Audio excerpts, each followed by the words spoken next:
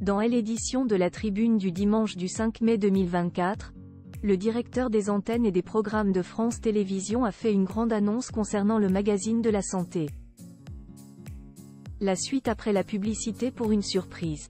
Stéphane Sidbon-Gomez, le directeur des programmes de France Télévisions, a accordé une interview à la Tribune dimanche.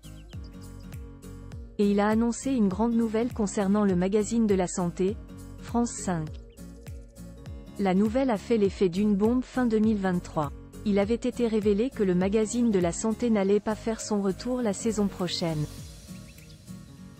Une annonce qui avait beaucoup peiné Marina Carrère d'Ancos, l'une des présentatrices.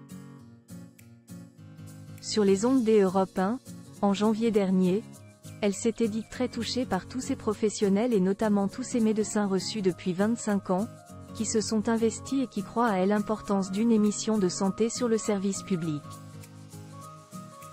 De son côté, Michel Simès n'avait pas caché lors d'une interview pour Téléstar qu'il avait mal pris l'arrêt de l'émission, qu'il a co-présenté durant 20 ans avec Marina. « Je prends mal l'arrêt du magazine de la santé parce que c'est notre bébé. Cela fait 25 ans qu'on a fait de lui l'émission de référence historique de la santé à la télé.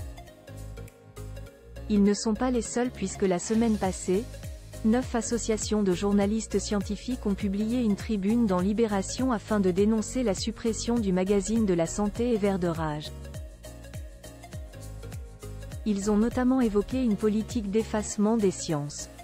Le magazine de la santé est finalement prolongé. Interrogé par la Tribune du dimanche, Stéphane Sidbon-Gomez a tenu à répondre à la polémique.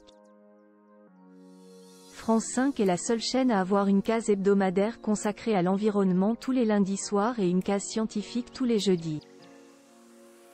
Aucun autre média n'est aussi mobilisé. Mais la science se retrouve sur toutes nos chaînes. France 3 avec Le Monde de Jamy et France 2 lancera bientôt Secrets de Science, une plongée dans les découvertes scientifiques. Martin Boudot a souhaité arrêter de présenter Vert de rage, mais sur le sujet de l'environnement, nous lancerons aussi de nombreuses nouveautés.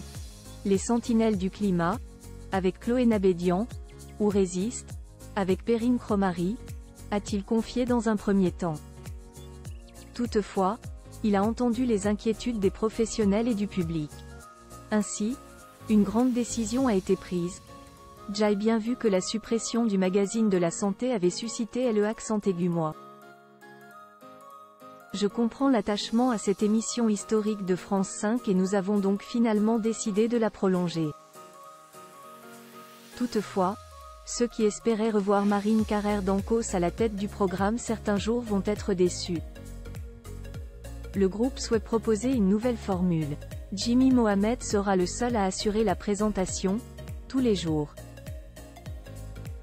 La présentatrice et médecin de 62 ans n'est pas lésée pour autant.